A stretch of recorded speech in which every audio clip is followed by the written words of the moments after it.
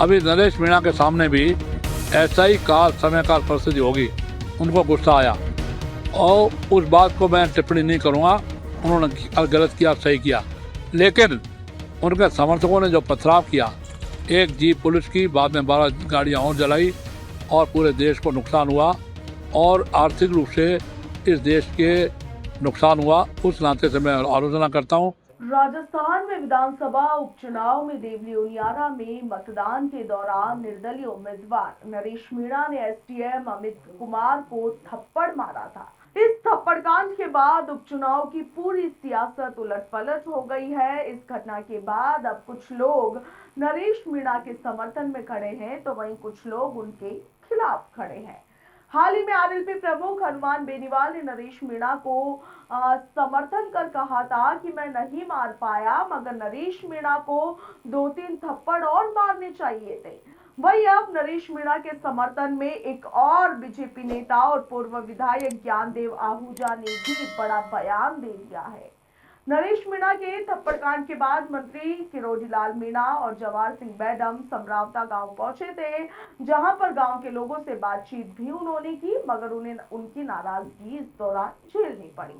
वहीं किरोड़ीलाल मीणा ने इस दौरान बयान दिया था कि चाहे 10 लाख लोगों को भी खड़ा कर ले, नरेश मीणा रिहा नहीं हो सकता। मगर ज्ञानदेव आहूजा के बयान से अब एक बार फिर से सियासत गर्म होने वाली है। दरअसल बीजेपी नेता ज्ञानदेव आहूजा ने कहा है कि नरेश मीणा के थप्पड़ प्रकरण को मैं गलत नहीं मानता हूं। उन्होंने कहा कि एसडीएम के साथ जो किया उन्होंने गलत नहीं किया होगा। उन्होंने इस दौरान ये भी कहा कि सरकारी अधिकारी भी गलत होते हैं। नरेश मीणा ने किस वजह से उन्हें ये थप्पड़ मारा है, ये देखने वाली बात है। उन्होंने कहा कि आखिर ऐसा वहां क्या हुआ जिससे नरेश मीणा को इतना गुस्सा आ गया कि उन्हें थप्पड़ मारना पड़ा। उन्होंने कहा कि हनुमान बेनीवाल ने जो बयान दिया है वो सही है, क्योंकि मैं भी इस तरह की घटना से गुजर चुका हूं।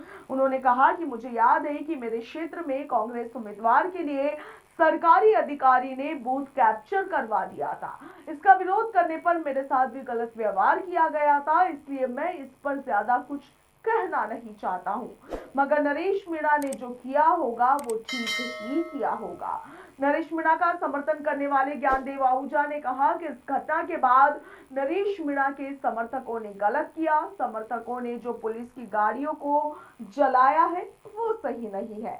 उन्होंने कहा कि किसी भी तरह से राष्ट्रीय संपत्ति को क्षति पहुंचाना गलत है, उन्हें ऐसा नहीं करना चाहिए था। अधिकारी भी गलती करते हैं।